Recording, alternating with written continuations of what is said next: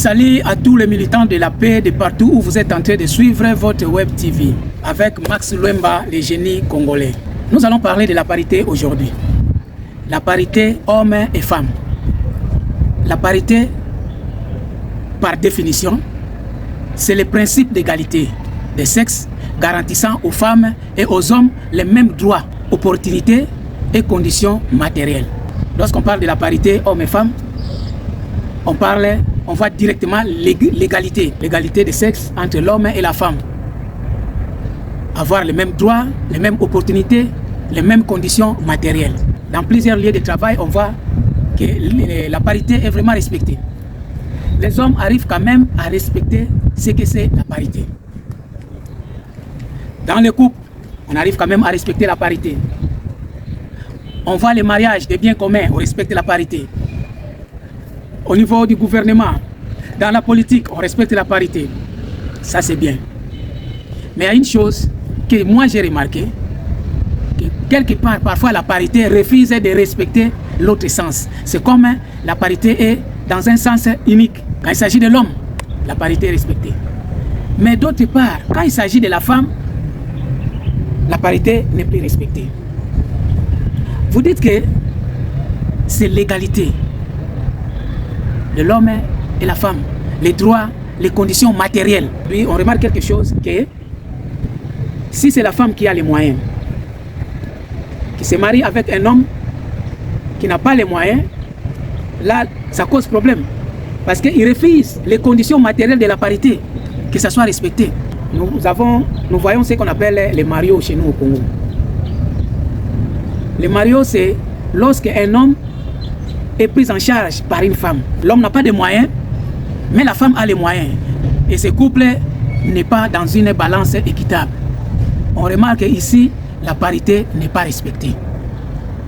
Parce que lorsqu'on parle des conditions matérielles, s'il s'agit de l'homme, l'homme le respecte. S'il s'agit de la femme, ça cause problème. L'homme devient comme un jouet. C'est pourquoi je vais un peu pointiller par rapport à la parité. Je demande, est-ce que si la femme a plus de moyens par rapport à l'homme, ici, la parité doit être respectée ou pas?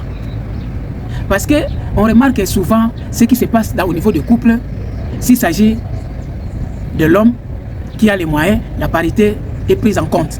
Mais quand il s'agit de la femme qui a des moyens, la parité n'est plus respectée. Aujourd'hui, la parité est inversée. La parité est vraiment inversée. Les hommes n'ont pas vraiment beaucoup de possibilités de trouver du travail en Europe par rapport aux femmes. Mais lorsque toi, femme, tu travailles et que ton mari ne travaille pas, mais tu dois soutenir la maison, ça fait partie de la parité. S'il s'agit de payer les charges, ça commence à causer des problèmes. Il faut commencer à traiter l'homme de gigolo. Si c'est la femme qui prend la charge de la famille, ça cause problème au niveau de la parité. Mais vous dites que la parité, c'est l'égalité de l'homme et la femme. Pourquoi les hommes supportent la galère de la femme? Les hommes supportent la galère de la femme, autant plus que les femmes ne veulent pas supporter la galère des hommes. Mais quand il s'agit de la parité, on doit se soutenir, on doit se supporter de la maison. Non, ça c'est plus la parité. Je ne pense pas que ça soit encore la parité, parce que les conditions matérielles ne sont pas respectées. Quand il s'agit de la parité, on parle de l'égalité. L'égalité de l'homme et la femme. Ce que la femme peut faire, l'homme aussi peut le faire. Ce que l'homme peut faire, la femme aussi peut le faire. Alors, l'homme soutient la maison, l'homme prend la charge de la maison. Le grand maître Franco a chanté Mario, c'est une histoire vraie. C'est un homme qui était beau de visage, mais qui n'avait pas de travail et qui était supporté par sa femme. Alors, comme c'est la femme qui avait les moyens, qui soutenait la maison, qui prenait la charge de la famille, ces derniers n'étaient pas vraiment du tout respectés. D'autant plus qu'ils étaient mariés. Mais du fait que c'est la femme qui logeait l'homme, là où ils habitaient, c'était chez la femme, et toutes les charges étaient prises par la femme, alors l'homme n'était pas vraiment du tout respecté. C'est que vous entendez parler de Mario. Donc un homme qui est pris en charge par une femme. On l'appelle Mario au Congo. Mais quand il s'agit de la parité, on doit enlever le nom de Mario ou cette identité de Mario. Parce que quand il s'agit de la parité, c'est l'égalité de l'homme et la femme. Ce qu'un homme peut faire, la femme aussi peut le faire. Si c'était l'homme qui avait la charge de la maison ou qui avait les moyens, il n'y a pas l'histoire de Mario. Mais comme c'est la femme qui avait beaucoup de moyens, qui prenait la charge de toute la famille, les gars a eu l'identité de Mario et il n'était pas respecté. Voire même la famille de Mario n'était pas la bienvenue dans la famille, dans cette famille. Lorsque les parents de Mario venaient rendre visite à leurs frères, ça causait toujours problème. Parce que quoi? Il est Mario, il n'a pas assez de moyens, ce n'est pas lui qui travaille, c'est la femme qui travaille. Mais l'égalité, où est l'égalité? Où est le respect de la parité? Oui, il y en a des femmes qui ont les moyens, qui respectent leurs hommes, mais pas à 90%. S'il y a des femmes qui ont des moyens et qui mettent leur mari à l'aise, avec tout le respect, en tout cas je peux dire c'est 10%. Mais la plupart des femmes qui ont les moyens et que leurs hommes, leurs maris n'ont pas de moyens, ces gens-là sont des esclaves. Ils souffrent, mes frères, je vous dis, ils souffrent. Nous devons chercher à gagner la vie. Mon frère, cherche l'argent. Cherche l'argent. La vie de gigolo ou la vie de Mario n'est pas facile. Si tu penses que la parité va te couvrir, mon frère, tu vas vivre ce que les gens là, ce que Mario a vu au Congo. La vie de gigolo n'est pas facile. La parité n'est pas respectée lorsque la femme a les moyens, plus de moyens. Et surtout, si c'est elle qui prend la charge de toute la famille, mon frère, tu vas laver les slips. Tu vas laver les assiettes. L'anniversaire de l'homme, tu n'as pas le droit d'inviter, surtout des camarades femmes. Non, ça vraiment, elle ne peut pas accepter que tu puisses inviter une camarade femme à ton anniversaire. Mais elle, à son anniversaire, elle se permet d'inviter même ses ex. Parce que c'est elle qui a les moyens, c'est elle qui gère la maison, c'est elle qui fait tout à la maison. Mes frères et sœurs, mes frères, je vous dis, cherchons l'argent. Cherchons l'argent. Si c'est la femme qui dirige, mon frère, c'est comme un esclave, tu deviens comme un esclave. Je vous dis, je vous donne un exemple. J'ai un ami au Congo. Sa femme lui a divorcé à cause de l'histoire de la parité. Ils étaient partis assister à un séminaire, on parlait de la parité, ça s'est bien passé. Arrivé à la maison, c'était la préparation de l'anniversaire de sa femme. À l'anniversaire de sa femme, mon ami dit, bon, comme c'est l'anniversaire de ma femme, alors, pour prouver la parité, il s'est permis de porter les slips de sa femme. C'était les strings. Alors, au moment où les gens dansaient, les gens qui étaient derrière, comme il avait porté un jean taille basse, les gens qui étaient derrière ont constaté que ce dernier a porté une slip femme. Alors, ils ont soufflé. Ils ont soufflé à l'oreille de sa femme que, oh, mais toi, ton mari a porté les strings. Alors, la femme était furieuse. Elle a tiré son mari à la maison pour vérifier. Et c'était exactement sa slip que son mari avait portée. Elle était furieuse. Donc, jusqu'au point qu'elle elle s'est permis à divorcer à cause de cette histoire de slip. Mais son mari lui a dit, je n'ai pas fait ça pour te vexer, mais j'ai fait ça pour te montrer que réellement je respecte la parité. La parité, c'est l'échange, c'est l'égalité. Lorsque toi tu portes mes culottes, ça ne cause pas de problème. Mais moi je porte ton slip, je porte aujourd'hui ton string et tu crées des problèmes à cause de ça. La femme n'a pas voulu comprendre, elle s'est permis de divorcer. Mes frères, je vous dis, cherchons l'argent. Lorsqu'il s'agit d'une femme qui prend la charge du foyer, mon frère, il faut tout supporter. Comme c'est elle qui dépense l'anniversaire de l'homme, 3 personnes.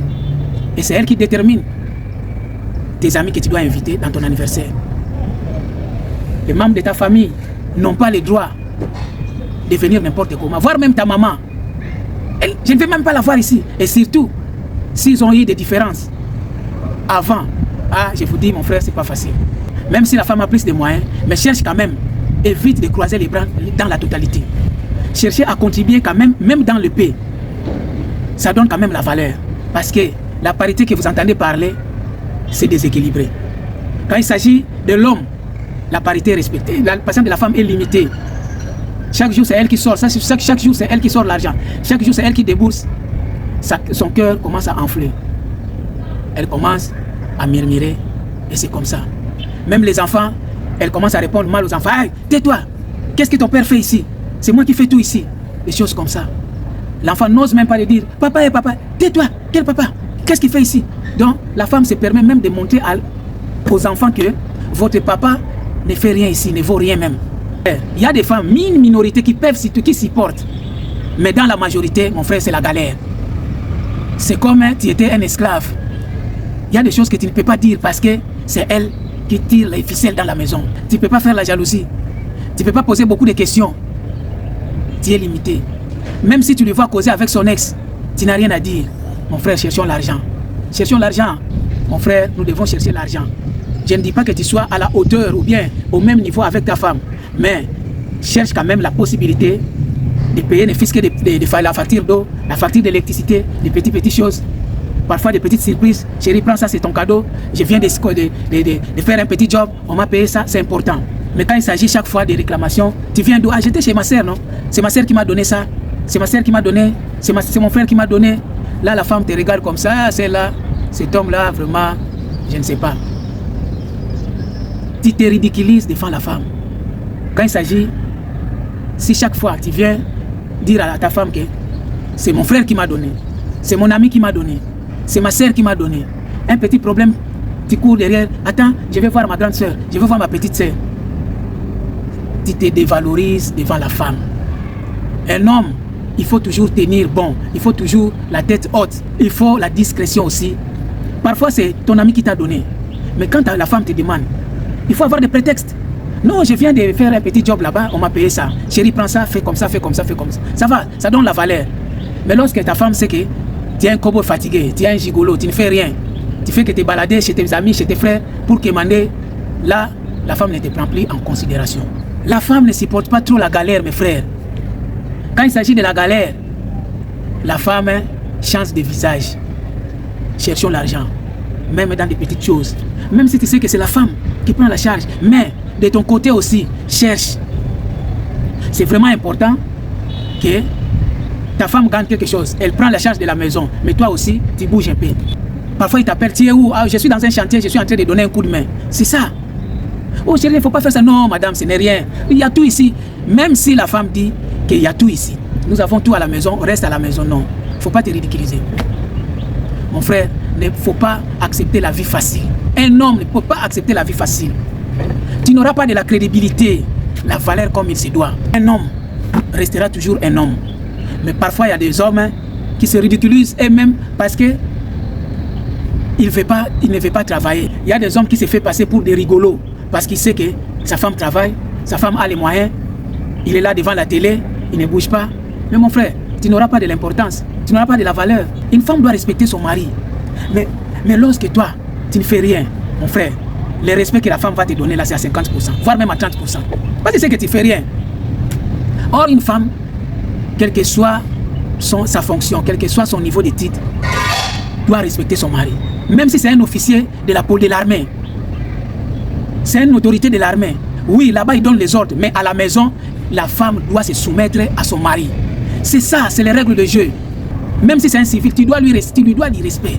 Mais malheureusement, aujourd'hui, mon frère, je te dis, c'est pourquoi je vous demande, mes frères, cherchons l'argent. Luka Mbongo, pour être valorisé, cherchons l'argent. Je ne dis pas à être riche, mais même dans des petites choses, il faut chercher à contribuer. Les cœurs de la femme sont trop courtes par rapport au cœur de l'homme. Demande aux frères qui sont en Europe, les gigolos souffrent, ils font comme ça. C'est les femmes qui partent travailler, lui il reste à la maison. C'est lui qui lave les... C'est lui qui fait tout. Laver les enfants, tu te fais comme une bonne. La femme, donc, elle ne te respecte pas. Tu n'as pas le droit à lui demander où tu vas. Même si tu les vois avec ses ex, tu n'as rien à dire. Parce que tu es seulement yungulu. Tu es là seulement devant la télé. Mes frères, ce n'est pas bien. Là même, c'est la valeur de l'homme que tu bafoues comme ça. La belle famille te demande quelque chose, tu jettes directement le coup d'œil, tu regardes ta femme. Ta belle-mère te demande de lui acheter un petit coca, tu regardes ta femme. C'est ta femme qui va débourser. Il y a des femmes comme ça, il y a d'autres femmes qui couvrent leur mari. Ah, on va rendre visite à la maman. Bon, prends ça, tu mets dans la poche. Il ne veut pas que son mari puisse être ridiculisé. Parfois, la maman te dit, achète-moi un coca. Tu sors directement, ça donne la valeur. Mais quand il s'agit de débourser pour un petit coca, tu jettes le coup d'œil à la femme, tu regardes la femme, mais tu n'as plus de valeur. Là, ils ne vont rien dire. C'est la bouche seulement qui vont parler. Dès que toi, tu regardes la femme, pour qu'elle sorte l'argent, afin que vous puissiez donner à la belle-mère, tu tournes la tête comme ça, et là-bas, c'est elle qui prend la charge. Il y a des femmes qui sont comme ça, ils sont orgueilleuses. Ils veulent réellement montrer devant les gens que c'est elle qui tire les ficelles dans cette maison, c'est elle qui porte les pantalons. Merci, c'était le message du jour avec Max Luemba, le génie congolais. À la prochaine numéro. Ciao.